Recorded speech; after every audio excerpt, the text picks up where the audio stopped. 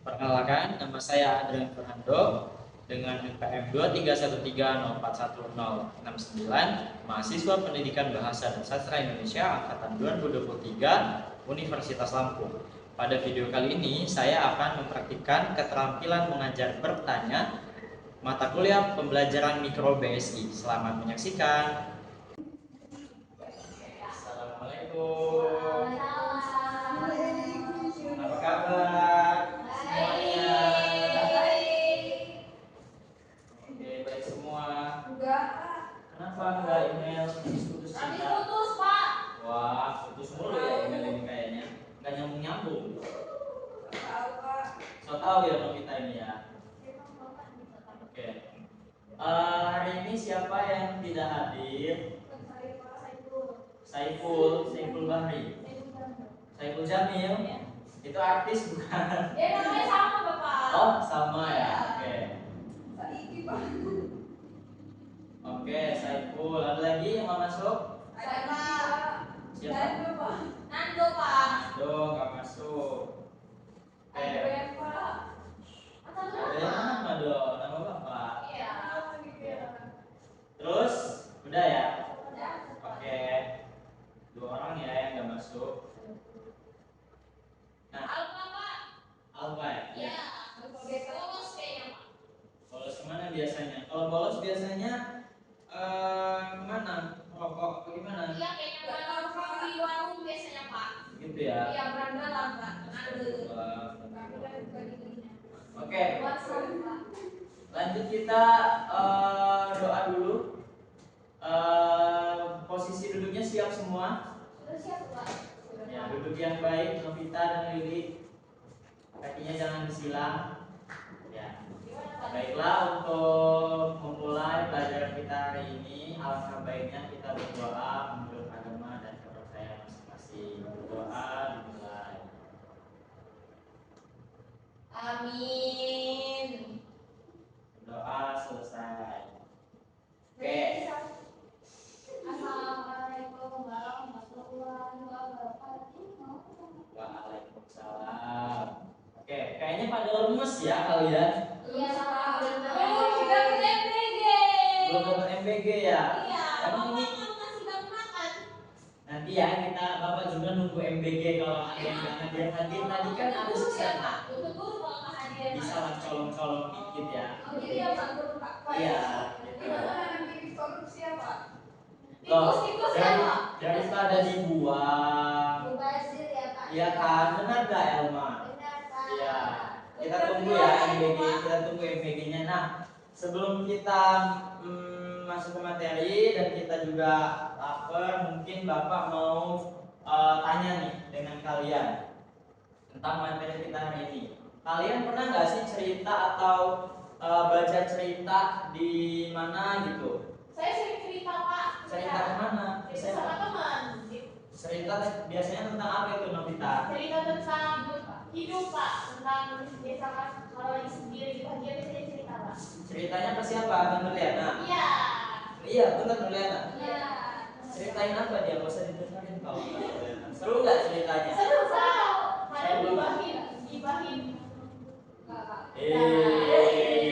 siapa itu? Oke. Nah, kalian pernah denger nggak apa itu cerpen? Cerita pendek. Cerita pendek. Apa sih cerita pendek itu, Novita? Ceritanya itu biasanya pendek Pak. Katanya dengar-dengar gitu 10.000 kata Pak minimal maksimal gitu Pak. Dengar-dengar ya? Iya, dengar-dengar karena Dengar-dengar. belum belajar Pak, belum belajar cerpen. Dengarnya di mana itu Novita? Dengar-dengar dari teman Pak yang udah SMA. Wow, banyak ya teman Novita yang Iya, udah SMA. biasa Pak, famous. Keren. Tepuk tangan buat teman-teman Novita. Teman-temannya ya, bukan Novitanya. Oke. Nah, berarti Novita udah pernah baca cerpen? Udah Bapak. Udah. Apa itu judul Di cerpennya? cerpen tapi Pak, itu cerpen bukan ya Pak? Termasuknya. Kalau dia panjang sampai ratusan halaman itu bukan cerpen. Kira-kira berapa halaman yang udah Novita baca? Itu biasanya bagian gitu Pak. Ada Bab-bab gitu ya. Oke, berarti kalau dia per bab, berarti kalau misal dia beda-beda judul itu masuk ke cerpen. Kalau misal misal dia satu kesatuan, walaupun dia per bab, itu masuknya ke Novel. Benar banget Novita. Karena teman-teman SMA tadi ya. Iya, jadi Berarti udah paham sedikit-sedikit ya tentang materi cerpen. iya, Pak. Keren, tepuk tangan buat Novita dong. Nah, sebelum kita masuk ke pengertian cerpen, kita mau bahas, Bapak mau kasih tahu tujuan pembelajaran kita pada kali ini. Yang pertama, murid mampu memahami definisi cerpen. Yang kedua, murid mampu menjelaskan ciri-ciri cerpen. Dan yang ketiga, murid mampu mengidentifikasi ciri dan unsur cerpen. Jadi harapannya setelah murid-murid memahami materi-materi ini, murid-murid juga bisa memahami tujuan dari pembelajaran kita pada kali ini. Nah, selanjutnya ada pengertian cerpen. Boleh dibacakan, siapa yang berani membaca? Merliana, silakan. Pengertian cerpen. Cerpen atau cerita pendek adalah karya sastra berbentuk prosa naratif yang menceritakan sebuah peristiwa tunggal dengan tokoh, alur dan latar yang sederhana. Oke, terima kasih Merliana sudah membacakan. Jadi, dari pengertian cerpen ini kita ketahui bahwa cerpen ini sebuah cerita. Ceritanya itu pendek, ada alurnya, ada tokohnya, tapi dia tidak begitu rumit alurnya, seperti itu ya. Tidak banyak yang dia bahas dalam cerita tersebut. Jadi itu merupakan sebuah cerpen. Nah, ada ciri-ciri dari cerpen. Yang pertama, memiliki alur cerita yang sederhana. Nah, sudah kita ketahui bahwa kan cerpen, jadi ceritanya itu pendek, jadi alurnya itu biasanya cuma satu dan dia sederhana, untuk dipahami itu lebih mudah, seperti itu. Lalu ada ciri selanjutnya, tokoh dalam cerpen terbatas. Jadi biasanya tokohnya itu hanya ada 2 atau 3, tidak 12 gitu ya. Kalau 12 itu apa? Karena banyak banget ya kalau 12. Selanjutnya ada mengandung pesan moral atau amanat. Nah, biasanya di akhir cerita atau di akhir kalimatnya, cerpen tersebut mengandung pesan moral atau amanat. Kalau misal cerpennya membahas mengenai kekeluargaan, pesan moralnya pasti tentang keluarga, seperti itu. Lalu bahasanya lugas dan komunikatif. Jadi bahasa yang digunakan di cerpen itu lebih ke bahasa yang lugas atau tidak bertele-tele, seperti itu. Tidak yang sulit untuk dipahami karena dia singkat. Selanjutnya ada unsur-unsur intrinsik cerpen. Yang pertama ada tema. Apa sih itu tema? Siapa yang udah pernah tahu apa itu tema? Oke, Pak. Silakan email. Apa itu tema? Itu adalah ide atau gambaran cerita. Gambaran cerita. Kira-kira tema itu bisa berupa apa, email? Bisa berupa persahabatan, kekeluargaan, perpecahan, peperangan. Oke, banyak ya, bisa dijadikan tema. Kira-kira kalau temanya persahabatan, isi di dalam cerpen itu kira-kira apa, email? Amanatnya gitu. Tentang menghargai, Pak. Menghargai teman, seperti itu ya. Tidak mencuekkan teman, seperti itu, atau ya.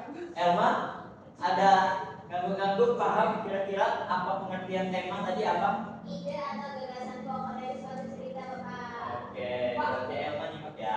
Ya, mencuekkan tadi itu bagus, Pak. Mencuekkan itu baku karena dia ada ibu harme dan kan di akhirnya, seperti itu. Ada lagi yang mau bertanya?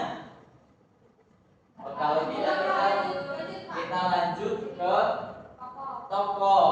Apa itu tokoh, Juliana? Ini Pak, orang-orang yang ada di dalam ceritanya itu, Pak. Oke, orang yang ada di cerita atau aktornya gitu. Iya. Lalu ada alur maju, alur mundur, dan alur campuran. Alur campuran itu alur apa aja?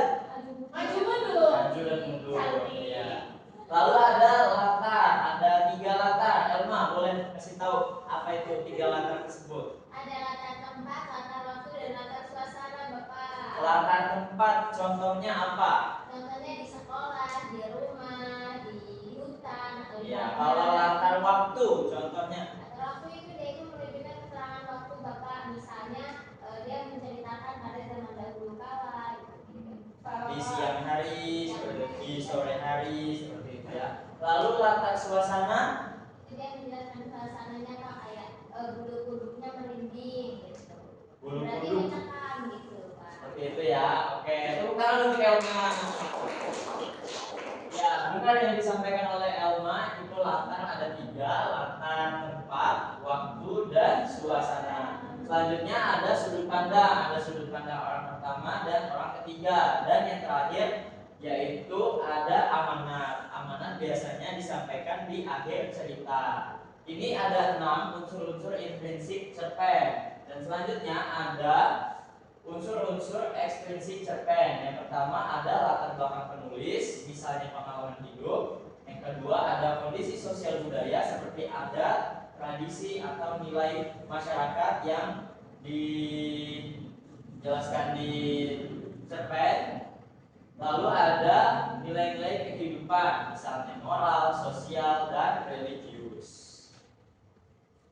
Lalu ada struktur cerpen. Yang pertama ada abstrak, ringkasan awal cerita. Lalu orientasi, pengenalan tokoh, latar, dan situasi awal cerita. Komplikasi, munculnya konflik dalam cerita. Nah, dalam komplikasi ini biasanya sudah muncul nih inti-inti atau permasalahan-permasalahan yang ada dalam cerpen tersebut. Di klimaks ada puncak permasalahannya, dan di bagian akhir ada resolusi dan koda. Resolusi itu penyelesaian dari konflik atau klimaks tadi, dan diakhiri dengan koda yang berisi amanat atau pesan moral. Nah, ada langkah-langkah dalam memahami cerpen. Yang pertama, membaca cerita dengan seksama untuk memahami alurnya. Yang kedua, mencari unsur intrinsik seperti tokoh, alur, dan latar. Yang ketiga, mengidentifikasi konflik yang dialami tokoh utama. Dan yang terakhir, menemukan amanat yang ingin disampaikan pengarang. Nah, Bapak ada contoh cerpen. Contoh cerpen dengan judul Hantu di Sekolah Lama. Kira-kira tema dari contoh cerpen Bapak ini apa? Kalau dilihat dari judulnya aja dulu. Horor kata Nurliana. Kata Novita apa?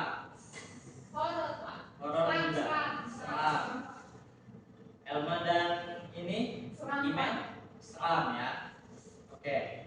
Nah, contoh cerpen ini kalian baca di rumah untuk tugas, lalu kalian identifikasi ciri dan unsur-unsur yang ada dalam cerpen tersebut. Ditulis di buku, lalu kalian sampaikan nanti di pertemuan selanjutnya di depan kelas. Seperti itu ya, paham semuanya? Paham, Pak. Oke, kalau paham, kira-kira siapa yang mau merefleksikan apa saja yang telah kita pelajari hari ini? Boleh? Untuk contoh itu pengertian tugas itu apa? Nanti Bapak kirimkan ya di grup kelas kita untuk contohnya. Sekarang kira-kira siapa yang mau merefleksi? Mulai dari pengertian. Oke, silakan email.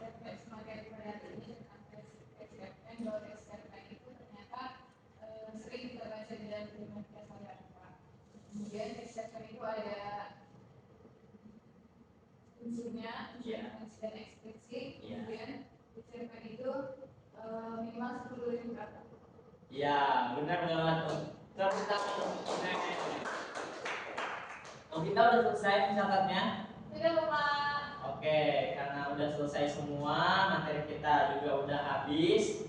Mungkin sekian pembelajaran kita pada hari ini. Semoga apa yang kita pelajari bisa bermanfaat untuk kita semua. Amin. Peggy? Ada Bapak, ada PK. Ada ya. Oke, Ya. berarti Bapak izin pamit ya.